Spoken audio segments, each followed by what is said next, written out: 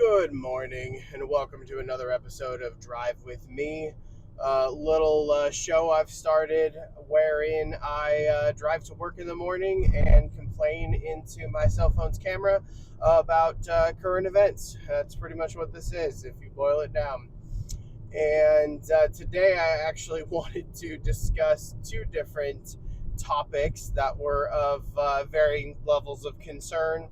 One of which involves one of my favorite hobbies, which is video games. I grew up a gamer. My first console ever was an original Nintendo, and played PC games, some basic ones, like Reader Rabbit, and some, children's games back on Windows 3, I believe it was.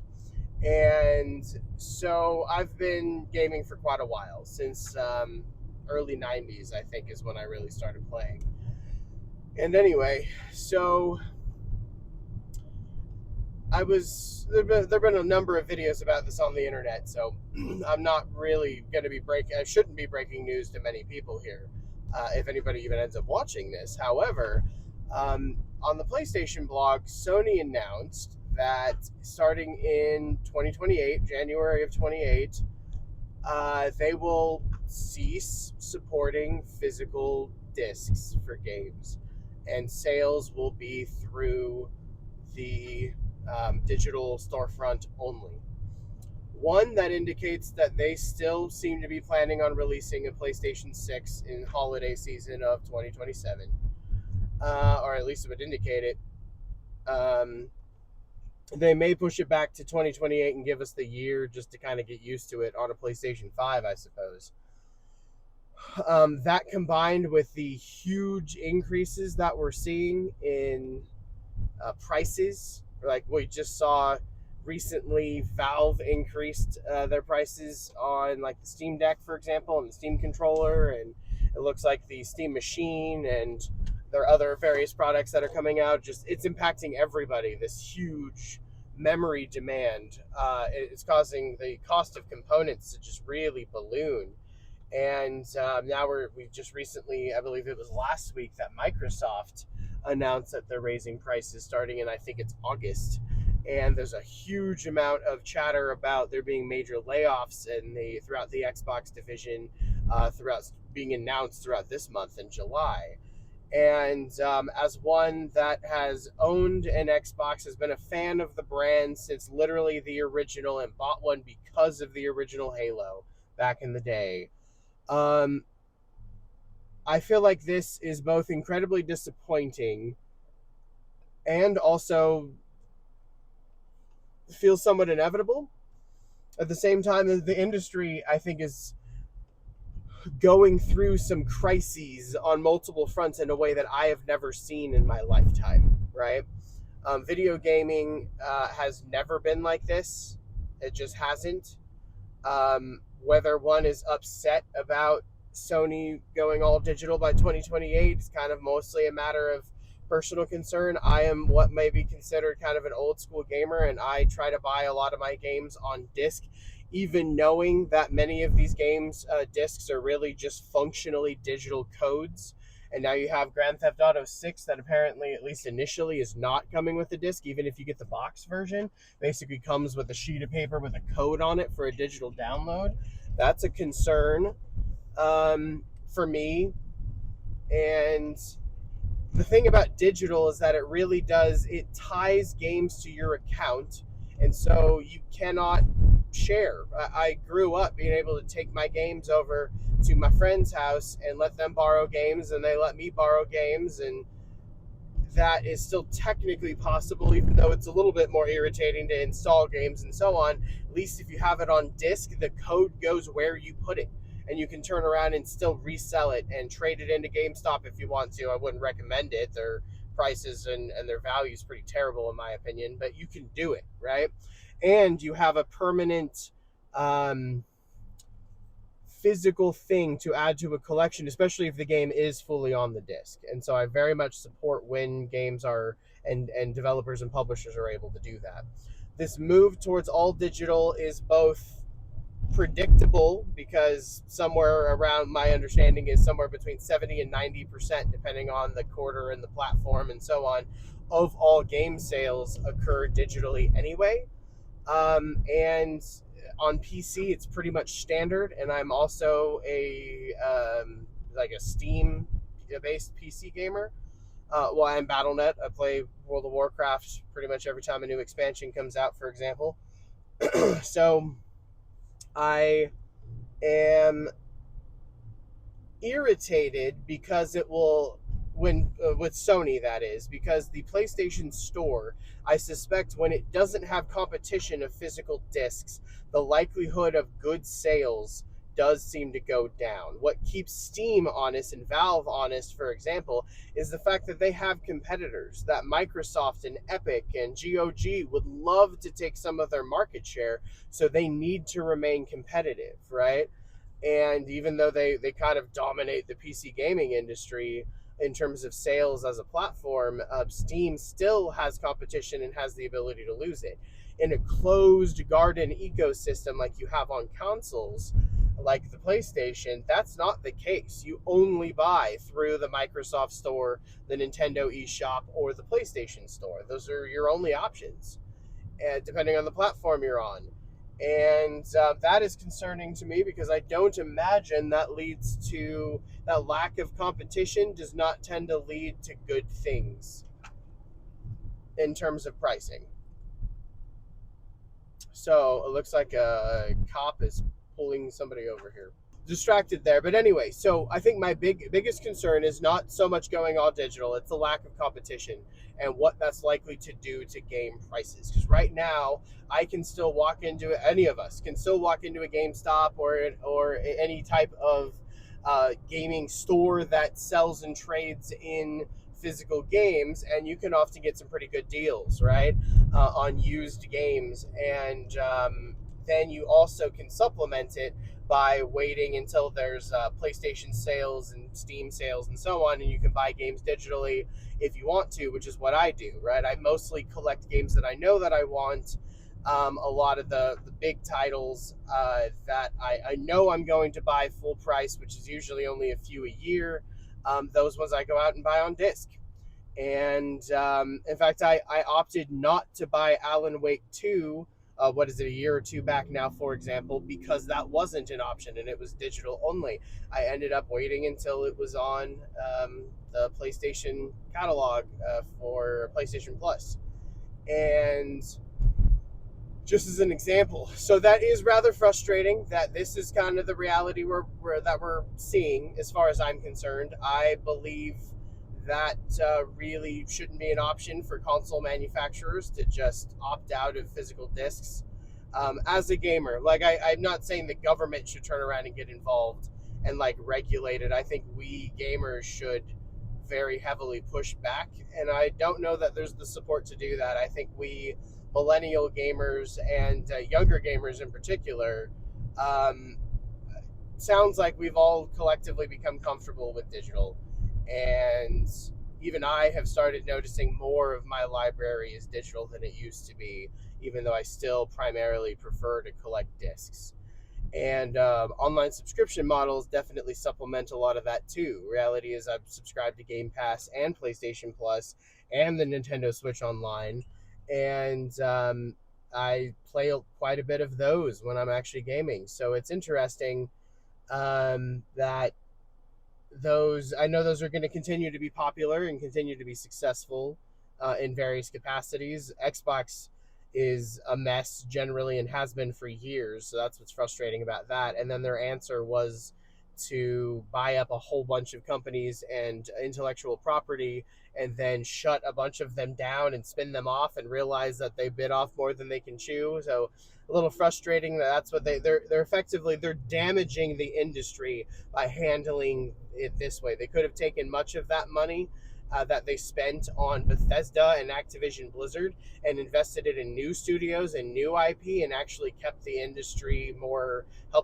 become more vibrant. And they didn't do that. Instead, they wanted to suck up everything that was already there for the stability and ease of it all.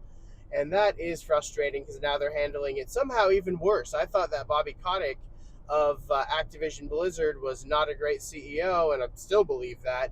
However, Microsoft seems to somehow be handling this stuff worse collectively.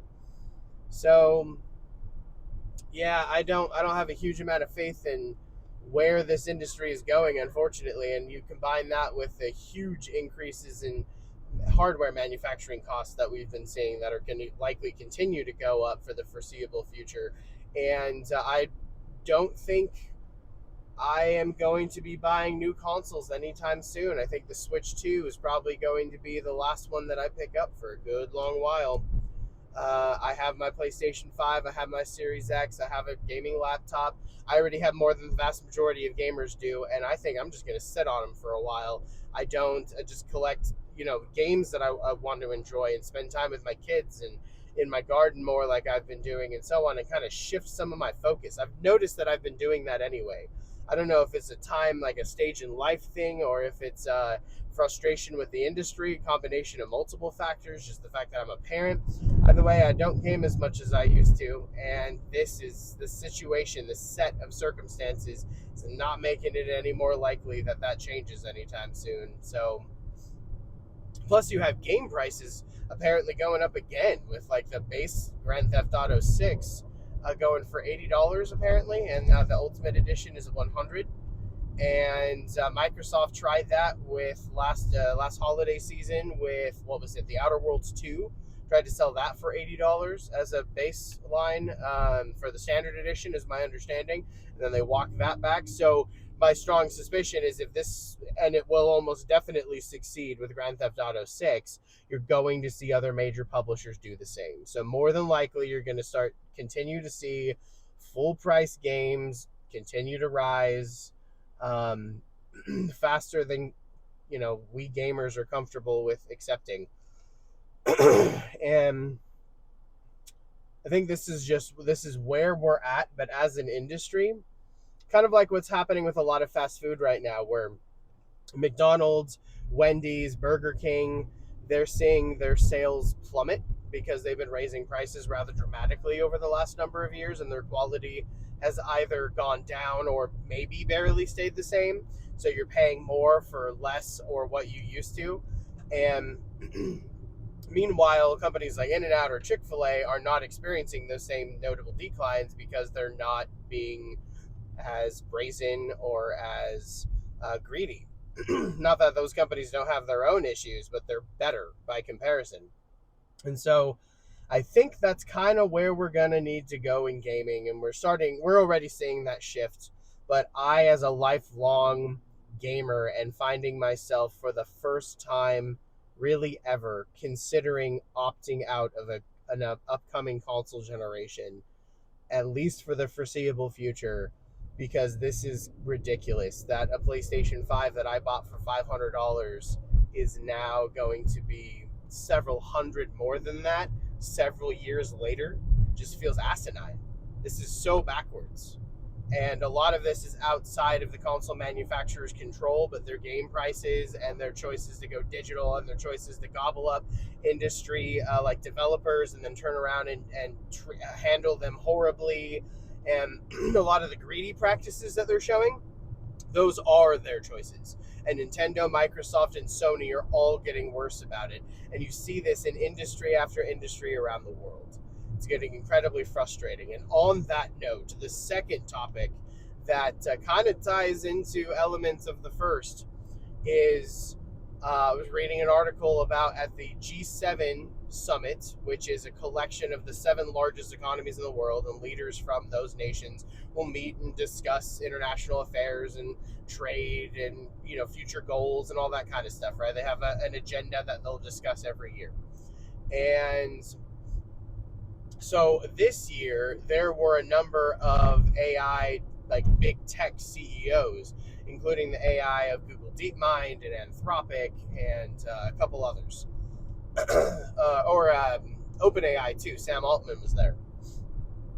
So you had unelected tech CEOs representing one subset of the industry, AI, is now being invited to international summits of heads of state of the world's largest economies.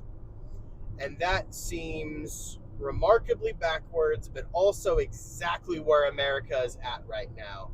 not only in this administration under Trump, but just in general. This is the American economy.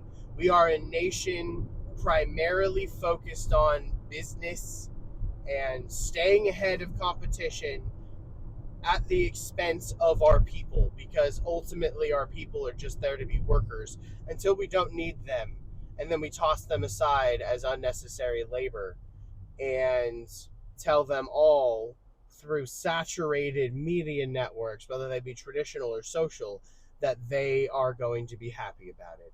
It's like that old adage in video games, but it applies to almost everything in the economy nowadays. You will own nothing and you will be happy, right?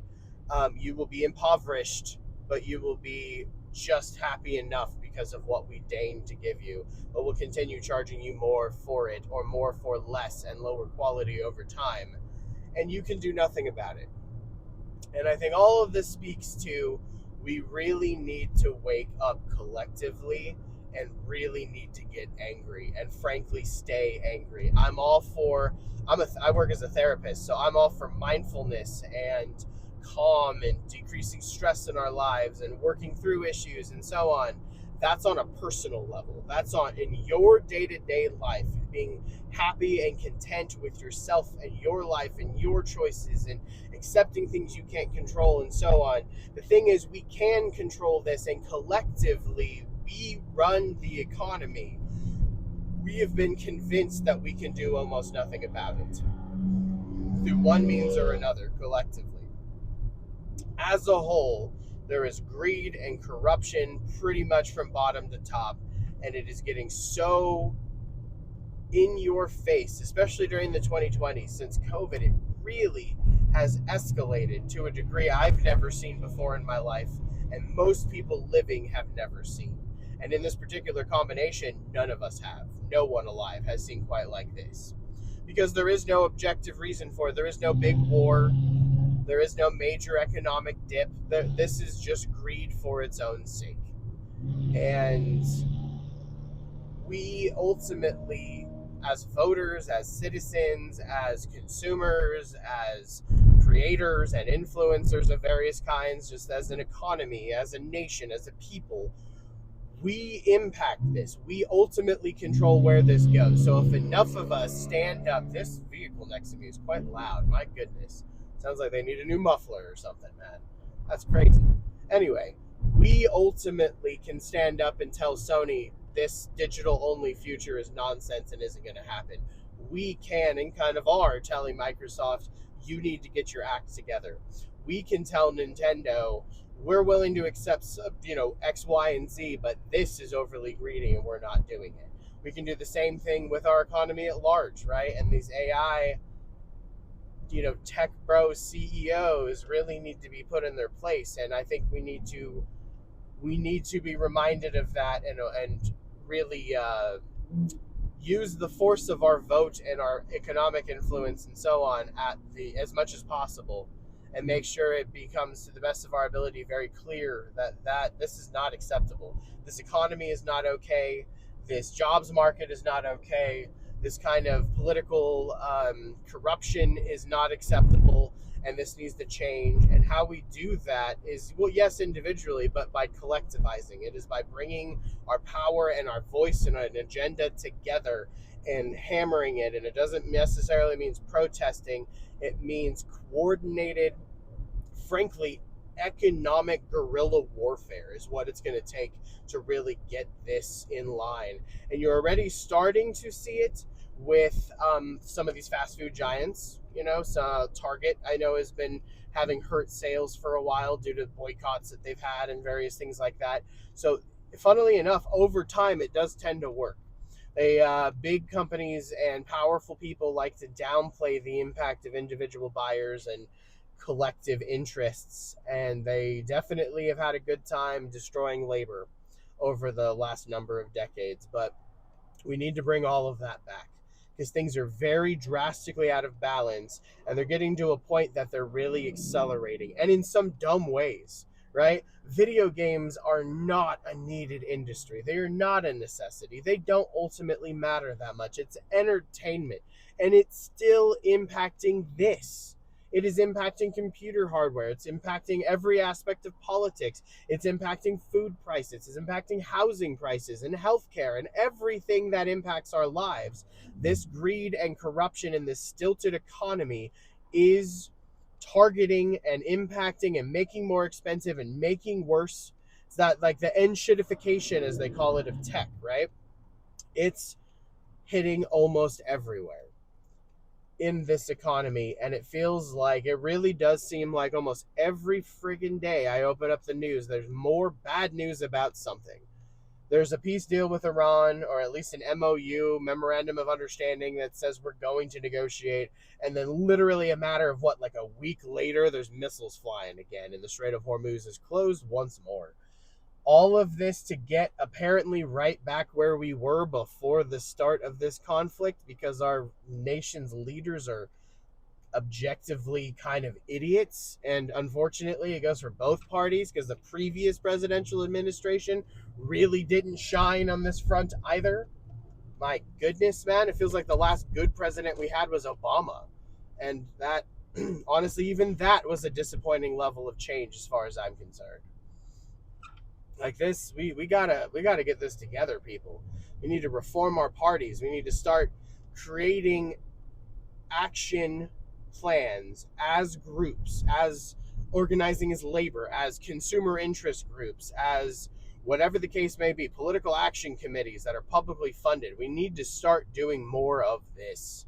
And I don't even know exactly how. I just know that I, for one, am angry and am tired, and know that I am underpaid for what my education level and experience level is. And I'm having a hard time taking care of harder time taking care of my own family at this stage in my life than my dad did. And he dealt with enough stress as it was. It's not that older generations just had it easy. It wasn't some walk in the park, some cakewalk, but it is even harder now. And if we don't stop this, it will be even harder for our children's generation and our grandchildren. This is not going to stop. These wealthy, greedy bastards that impact every aspect of this economy in our nation and much of the world do not just stop out of the goodness of their heart. They stop because we force them, and or the system collapses, which hurts everybody. So we need to wake the hell up and do something about this and start fighting for labor rights and the economic rights of people as a whole, and more what would be considered democratically socialist policies here in the United States, but New Deal era policies that were put into place back during prior to World War II, during the New Deal era. If we just return to those types of policies and political thought, that in and of itself would help a lot. Especially if we kept tweaking it and modifying it and actually making it better over time, instead of fighting ourselves and saying everything that helps the people at large is socialist, because that is friggin' nonsense. And I don't think socialism should be a dirty word anyway. It's an economic system. It's about how you apply it, not any kind of ideology around it. Like, that's not, nobody's talking about bringing the Soviet Union style communism at a state level to the United States, or very few people anyway, no one I'm aware of. So we need to do something, and just brazen greed-based capitalism of the kind that we have today is destroying our country and rotting it from within, and that needs to change. So even Japanese companies and foreign companies are getting in on this. And the whole hardware situation, even with computer hardware and the price increases, it's not even necessary, right? We don't need prices to go up this much. In fact, if the government passed a law that actually said, you know what, like, yeah, we understand normal supply and demand, but because like this is getting out of hand, and the government has done this before in a variety of industries, it often does it in agriculture, for example, to keep like the cost of necessities down. It does it with milk and cheese and grains and so on. But anyway, like, this is now a national necessity to have generally easily available computer hardware of some kind. And even though there's a lot of demand on the part of AI, we're going to slow it down. There's only a certain percentage of this supply that can be issued to these big AI companies, and there's only a certain amount you can raise prices, because the price of producing memory hasn't changed. The price of producing an SD card or RAM is virtually unchanged, right? And if there is any change, it's marginal. It's not like that. This is a demand issue that is artificially driving up the cost of supply. So this is something that is purely economic and purely human, which means we can fix it. It's not a guarantee. It's the system we live in and the way that it handles things that allows for monopolistic practices like this. It just does. And the reality is we only have a few major hardware manufacturers and only a handful of major AI companies, and they are screwing it up for the rest of us. And unless you think that all of this is somehow good for our nation, our peoples, and our economy, should probably get on board with, like, we need to regulate this more. We need to change things. These rapid price increases all across the board over the course of like over half a decade now is getting ridiculous. And that's on top of decades of this neoliberal slowly raising prices and decreasing wages and increasing inflation faster than wages and all the crap that we've been dealing with since at least the 1970s anyway. A major deregulation that's allowed for major mergers and cornering of the market and just nonsense, one step at a time, over and over again for decades. And this is what happens. We need to wake up and change this, and it will start slow and momentum will be difficult, but we can do it because it's been done before, even here in the United States. So anyway, I'll get off of my soapbox now, but yeah, I consider me one angry consumer right now. I'm not happy with these trends, and this needs to change. So you want to hear more about it, want to talk more about it, feel free to, like, subscribe, leave comments, etc. Whatever it is you feel might be best in your situation. And please stick around because we'll be talking more about it. Y'all take care.